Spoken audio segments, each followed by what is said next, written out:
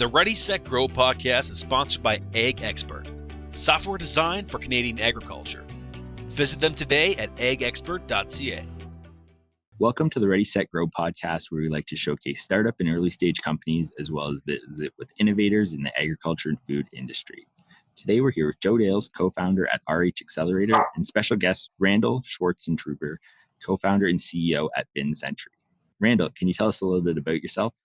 Yeah, absolutely. As you mentioned, I am Randall, co-founder and CEO of BinSentry. I have been running this company now and founded it about 3.5 years ago, right here in southwestern Ontario.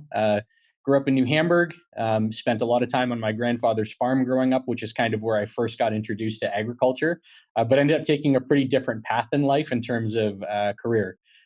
Ultimately sort of found myself in the role of automation programmer / engineer / sort of system design stuff.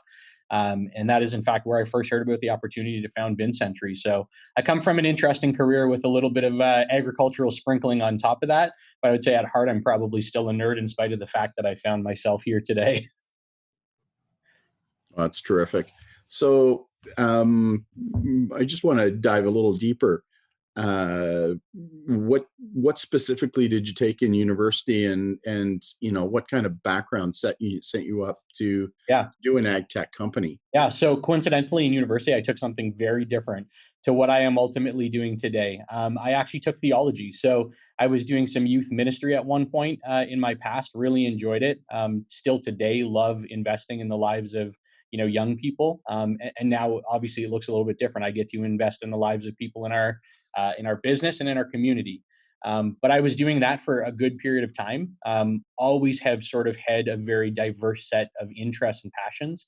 Technology has always been one of them. So in any career that I've ever done, I've looked for sort of opportunities to optimize and introduce efficiencies.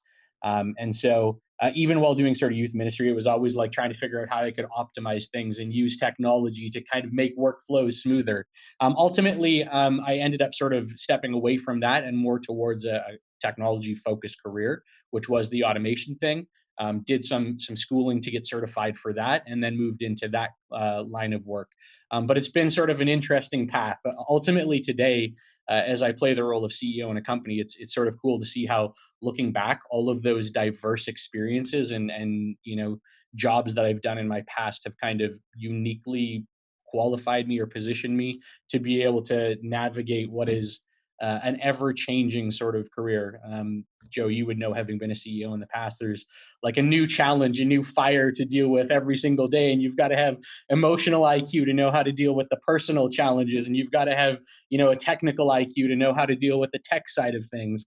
And so looking back, it's kind of been an interesting mishmash of experiences that have ultimately led me to where I am today. But again, going to school, that certainly was not the thing that I thought I was going to end up doing, is running a tech company as a CEO someday down the road. But I got to say, I love it. I love where I am today. And I love how all of those experiences now, are sort of drawn upon to kind of look forward and figure out how to do this thing. Obviously, being a CEO, there's not many ways that you can learn that unless you're talking to lots of other CEOs or just kind of forging a path on your own. But yeah, it's definitely a unique set of experiences that have sort of brought me to where I am today. Oh, good. So tell us a little bit about the company, the products you're offering, the services you're offering. If people haven't heard of it, just give us the elevator pitch. Yeah. Well, I mean, when I was doing that automation career that I just spoke about a couple minutes ago, not more than 4.5 years ago, I was very happy. To be honest, I thought I would probably never leave that career because it ended up being just such a strong fit. It was amazing what I was doing on a daily basis, until I heard from a feed mill owner locally that he had this unique challenge that he faced at his mill on essentially a daily basis, and which he claimed was a universal problem. Naively at that point in time, I sort of assumed, how many truly universal problems are there in the world that have yet to be solved? And so I was a bit of a skeptic when he told me that this is a problem that feed mills face on a daily basis. My response to him, I'll always remember this, was, give me, a couple hours on Google tonight, and I will find the solution that you're looking for. Surely it's out there. It's probably just that you haven't looked hard enough. And so that night, literally went home, spent 4 hours on Google, searching for the solution that would solve his problem. And the problem, as he described it to me, was basically a supply management problem. Feed mills on a daily basis produce, huge amounts of feed, custom blends for each individual farm that they're servicing. They then take that feed that they manufacture, put it in the back of a delivery truck, in some cases, multiple deliveries. And then those trucks have to drive out to the farms and deposit all of that feed inside of the feed bins. Once the feed is inside of those feed bins, the feed mill now no longer has good visibility into how much product is remaining. So once it's in those bins, obviously livestock inside of those barns start consuming the feed, and every farm consumes that feed at a different rate. So you can imagine if you're a feed mill who's tasked with the responsibility of servicing hundreds or thousands of feed bins, and producing custom blends of feed for every one of those farms, having good and accurate and timely information is of the utmost importance. And so this feed mill owner was sort of lamenting the fact that this is the challenge his mill faces on a daily basis. And the best source of information that he had available to them was literally a farmer equipped with a mallet, pounding on the side of a feed bin on farm and listening for where it sounds hollow and where it sounds solid. And of course, there's a Canadian flavor to this as well. Some farmers don't use the mallet. They literally use a hockey stick to whack on the side of the bins. And that's honestly where their information came from. So after a farmer pounded on the side of the bin, he would listen for how hollow it sounded. He would then have to get on the phone and call his mill up and let them know what his estimate was, pertaining to how much product he thought was inside of the bin, which would then equip the mills to do the thing that they needed to do: schedule that particular product, produce it, get it on a truck, and transport it efficiently. So as this feed mill owner described it to me, there really was no good way of getting that information that didn't depend on a human, hopefully, being out at that bin at the time the mill needed them to be out there and capable of effectively estimating how much is inside of this giant opaque bin. It's literally like a scaled up version of the jelly bean game that you've probably all seen at a party, right? Like you have to guess how many jelly beans are inside. Imagine that times 10,000 and trying to guess how much feed is inside of a bin. Difficult problem. So that's the problem he articulated to me. I thought surely there's a solution to this particular problem. But when I looked on Google, the only options that were out there were these sort of archaic, extremely expensive, extremely difficult to install solutions that no mill was ever going to be able to afford and deploy en masse. I mean, there's load cells, which you might be familiar with. You can jack up a bin and put scales underneath each leg. And that really was one of the best options. Being sort of a tech nerd, as I already said, I recognized that there was an opportunity here to be building a technology that falls into the category of IoT.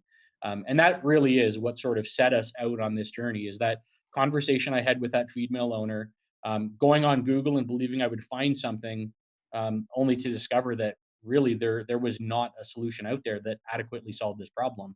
And that's sort of where the genesis of BinSentry began.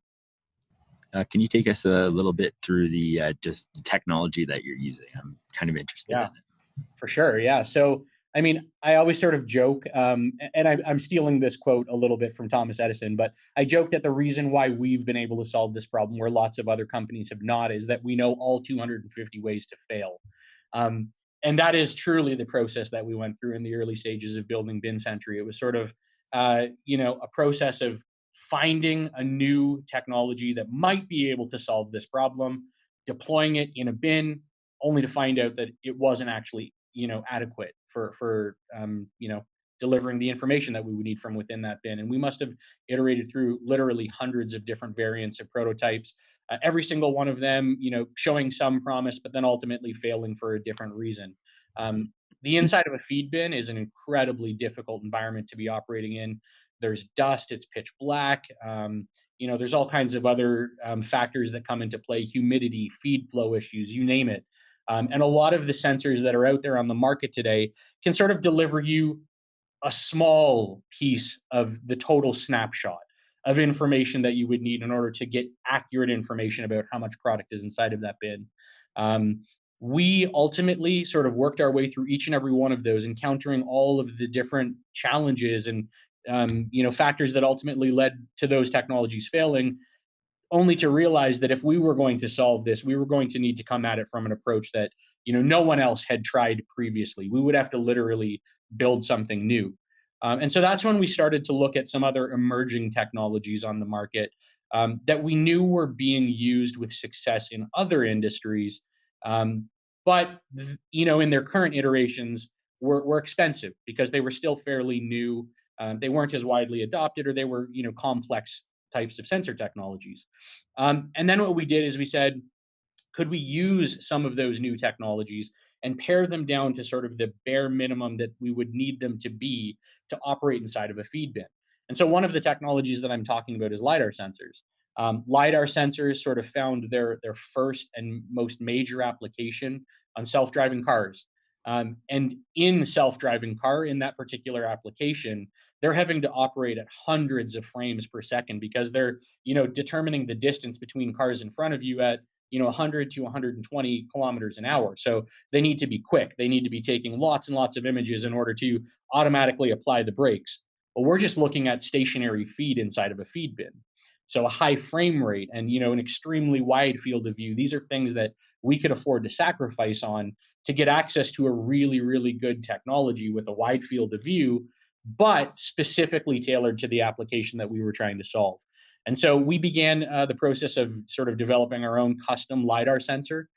There were other challenges as well, as I mentioned, which is dust inside of a bin. So we also had to keep this optical sensor with lenses on it free from dust, right? Otherwise, the sensor becomes inoperable in a span of like 2 or 3 weeks. And so that was another challenge that we had to overcome. And I actually have a sensor sitting right here. This is the solution.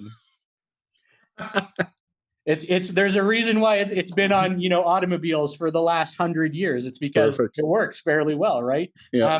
Obviously, there are things that we don't love about it. Anytime you can get away from a mechanical solution, Mhm. that's good. And so we continue to innovate and look at new and interesting options for eliminating the wiper. But as I Mhm. said, it works. And so we sort of began this journey of figuring out what are all the possible things that could cause us to fail here, and how do we overcome those things. So the sensor that we've gone to market today with is in fact that LiDAR sensor. It is fully commercialized. We've got lots of customers using it with a high degree of satisfaction, but we also recognize that there's an opportunity to get even better here. And so we've got a version 2 sensor that's currently in development as well. It is going to deliver us literally 9,000 times the accuracy. And so yeah, that's obviously very exciting as well. It's a project that I can't say a whole lot about. Probably if we would have done this interview, 1 month from now, I could share a whole lot more information. But it's going to be released fairly soon. It's in the final stages of prototyping with a bunch of our customers, and it's definitely going to put BinSentry into a pretty elite tier, and it'll make it very difficult for anyone trying to follow in our footsteps to be competitive unless they're doing something similar. Good for you. Good for you. So clients, Randall, Yeah. farmers, feed mills, and how do clients find you and source you? Yeah. Do they buy direct? Like, what's your kind of your go-to-market strategy? Yeah. Yeah, that's a great question. So this is kind of where we flip things upside down as well, as far as types of go-to-market strategies that I would say are typical in agriculture. What we heard from our earliest customers again and again, as we were sort of developing this product, and as we were in the early days of BinSentry, is that ultimately what a feed mill was after, if you boil it right down to the base, was data that they needed in order to be more efficient. And one thing that they didn't want, nor were they experts in, is maintaining or installing hundreds or thousands of pieces of hardware, right? Essentially, what our sensor is a miniature computer. And a lot of these companies may have an IT department, but the last thing they want to do is task that IT department with maintaining and managing and installing, 1,000 more computers in addition to the 10 that they're already struggling to manage in their offices. And so we needed to come up with a solution, a model that would enable them to get access to that data without having to then own the potential headaches that come along with owning hardware. As I said, installing that hardware, maintaining that hardware, dealing with hardware obsolescence, which is a major thing that a lot of companies don't want to have to deal with. And then, of course, there's the fact that you're then owning a depreciating asset, which no one really wants to do. And so the model that we ultimately came up with was an as a service model where we deliver the data to our customers, who I should be very clear are feed mills typically or vertically integrated companies. In some cases, large producers also qualify as a large enough customer that it makes sense for us to move forward. But yeah, we offer essentially bin monitoring as a service, similar to software as a service, hardware as a service. We offer that data as a monthly service, as well as all of the software and the rest of the things that typically come along with Internet of Things solutions. That is all included in the monthly package. And then our customer obviously doesn't have to own the hardware, doesn't have to worry about installing the hardware, and essentially has a lifetime warranty. So that has proven to be a fairly attractive model, if not a little bit unorthodox. So I would say the biggest challenge that we've faced as we've taken that model to the greater market is sort of helping them to understand that this is actually better for them, um, in spite of the fact that it's not like how they're used to buying things. So that probably has been the biggest challenge, is sort of helping them to work out the total cost of ownership over a certain period of time, and ultimately drawing the same conclusion that we, which is that this is better for them. We're the experts in the sensor. Let us install and maintain the thing. And then not only that, if the sensor doesn't operate, as promised, if it fails because of technology reasons, we're the ones who are ultimately accountable for that failure. And it's not a failure that's left on the shoulders of our customers. So, all in all, I think if you can get customers to the point that they recognize this is good, um, then yeah, you are likely to have a very satisfied customer moving forward. Good for you. Yeah. Yeah, Randall, could you take us through a bit of your fundraising journey over the last few years? I know you recently raised about $10 million, and Yeah. just sort of that process, and I guess what happens after. Yeah, that's a great question. So, I mean, we, as many startups, sort of did the whole seed capital thing by going to family and friends, and we also raised some capital from an incredible local company here in Kitchener Waterloo called Garage Capital, and we've also benefited from the mentorship of the guys running that company as well, Mike McCauley, Mike Litt, Devin Galloway. Two of those guys are founders of Vidyard, which is another highly respected company here in Kitchener Waterloo. Um, and so, in the early stages, we were able to demonstrate that there is truly a market here. There's a need for this type of technology. And because of that, we were able to elicit some buy-in from a number of, people that had capital available. And one thing I would say, and I think this is probably a mantra by which a lot of startups could live by if they want to be successful. In fact, we talked about Y Combinator a little bit before we went on air here, and I think they also promote this. It's this concept of being relentlessly resourceful. That is potentially the most important quality that a startup can have, is maximize how far you're able to take the limited funds that you raise in the early stages of your company. You're going to minimize your dilution that way, and you're going to maximize your returns that way. And I would say that if there's one thing that ultimately contributed to BinSentry's success, it was that ability to be extremely resourceful with the funds that we did have available in the early stages, which then enabled us to not only develop an MVP, but also build a pretty strong customer base by the time that we were then going to raise our Series A. When we raised our Series A, we sort of had the benefit then of having a lot of leverage in that discussion with investors, because we could point to, a really happy customer base, low churn with regards to customers. In fact, to this point in time, we've had no churn. And part of that is a function of, having fairly long contracts as well. But all of our customers also say that they're happy, which is a good sign.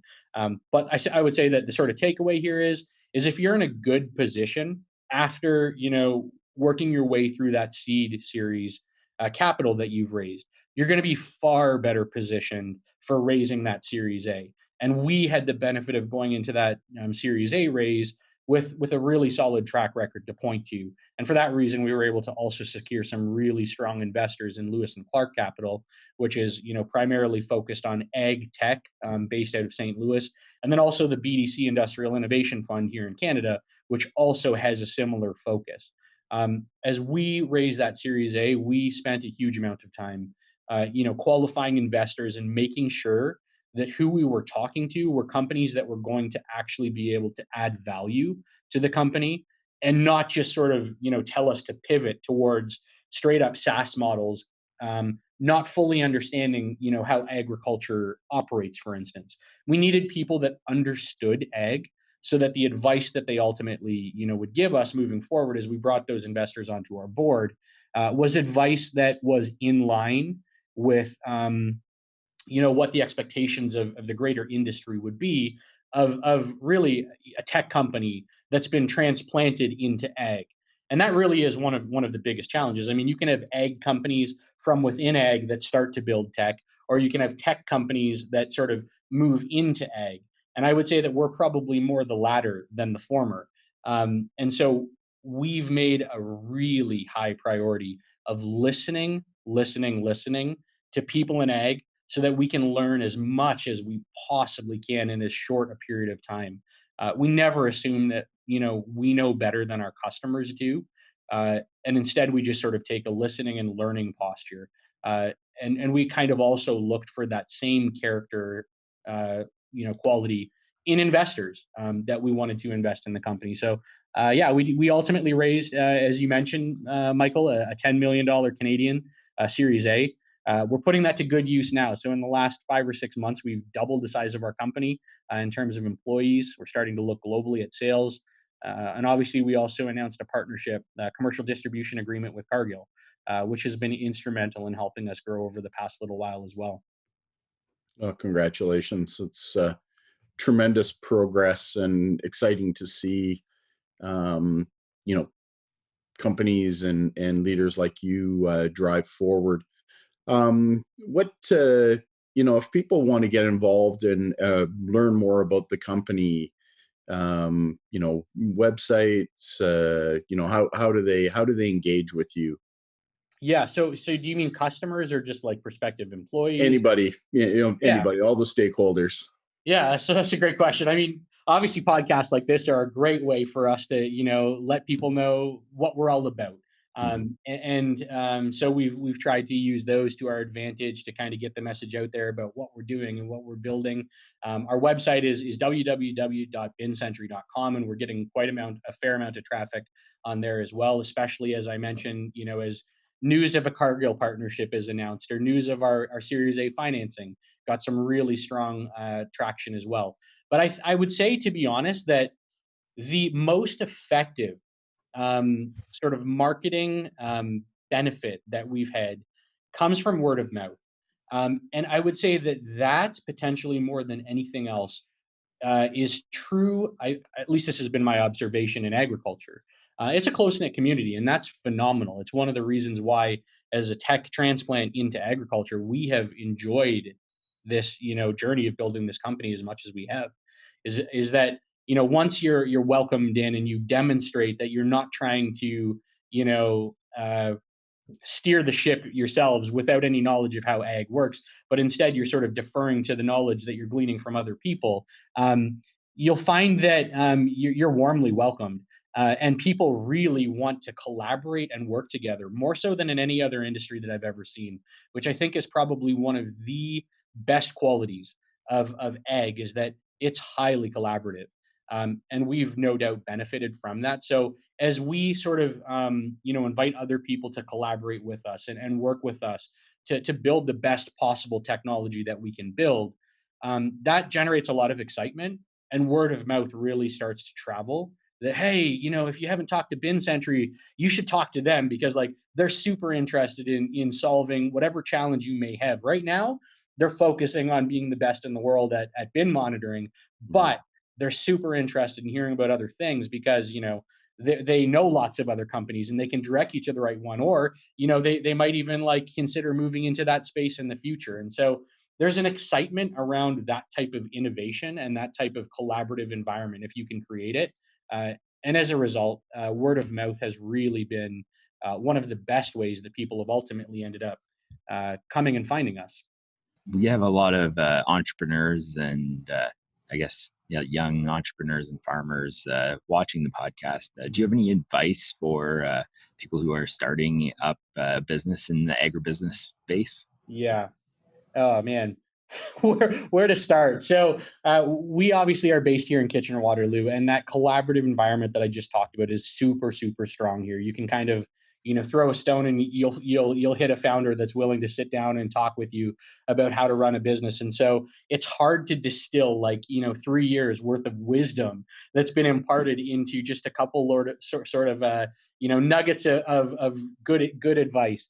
But I think if I had to do that, I sort of touched on one already, and I think it's that concept of relentless resourcefulness.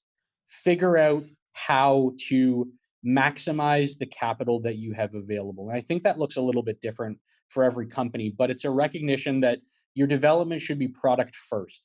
And it's an understanding that the customer is more important than anything else. Invite them into your development as early as you possibly can. Again, this is sort of coming from Y Combinator, and I think Paul Graham says it, but fail early and fail well. And what I mean when I say that is don't be afraid of failure, embrace that failure, and then dissect it and figure out what can we learn from this and how can we get better. If you're willing to embrace failure and in fact invite failure in the early stages of your company's growth, you are going to be infinitely better positioned moving forward to mitigate against those potential failures when they're going to cost you a whole lot more money. Again, the relentless resourcefulness, the willingness to fail early and fail well. And then I think the last thing that I would probably say is get a really strong sense of who your company is and what you represent, and fiercely protect that culture. The culture is ultimately what is going to preserve your identity and enable you to really push forward with a strong vision that attracts other people to your cause. So that's both investors, and then also I would say people that might want to come and work with you. Um, it also, I mean, to be honest, is something that carries a huge amount of credibility and trust in your customers. If they know what you stand for and they see that clearly reflected in who you are as a company, I think you build a whole lot more trust that you're going to be a company of longevity that's going to be around 3 years from now and not disappear 1 year from now. Because if you're going to survive, you need to attract the best talent. And the best way to do that is have a strong vision that resonates with people and that attracts other people to your cause. So yeah, I don't know. I hope that's a good job of trying to kind of boil this down into a couple, bite-sized chunks of good advice. Yeah, it's really difficult to sort of boil it down into like a 20-30 minute chat, because a lot of these things you could just talk about for a few hours and not even scratch the surface. Well, hey, the one thing I will say is I am so happy to connect with any young founder out there. As I said, we have benefited immensely from having proximity to other founders who have gone through these things in the past.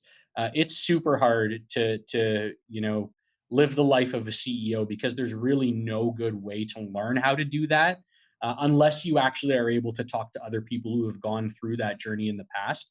A CEO and a founder, right?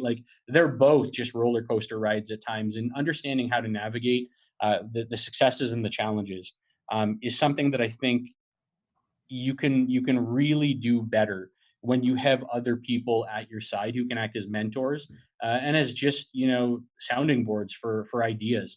So I strongly believe in the concept of paying it forward and giving back, and so I try to make myself available to any founders if they ever want to chat about that kind of stuff. What would be the best way for someone to reach out to you and connect? Oh, great question. Without broadcasting my email address to the entire world, I would probably say LinkedIn. Shoot me a request on LinkedIn and give a little context in the blurb where you're saying why you want to connect. And yeah, I'd love to connect with people if that's something they're interested in. Perfect. Before we head out, is there anything else you'd want to share with our listeners? Oh, man. I don't know. I guess if I had to say anything, I would just sort of say I cannot overstate how important the culture piece is. Although I sort of said that last, I do strongly believe that companies need to stand for something.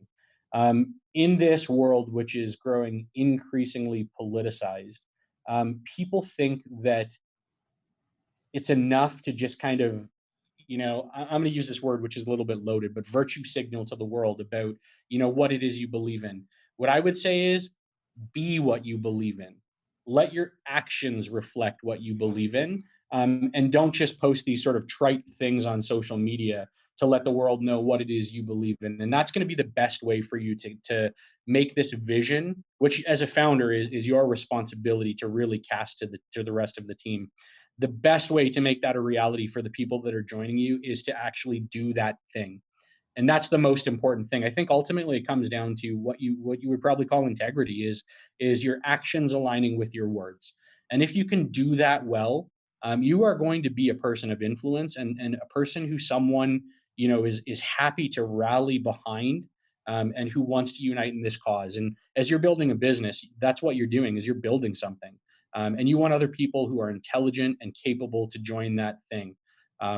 So again, it's culture, it's integrity, it's being the person that you're saying you're going to be, and that's more important than I think anything else when it comes to entrepreneurship, is that integrity. I just wanted to thank you, Randall, for joining us today and telling us some, I guess, great tips and about BinSentry. And we look forward to sort of watching it in the near future with I guess, your new launch, you said, in a month. Yep. I appreciate it, guys. I genuinely am grateful that you've brought me onto the podcast today. Thank you. And I also wanted to thank our listeners for tuning in today. And as always, you can find our podcast at the RH Accelerator website. It's also posted on YouTube and all the major podcasting apps.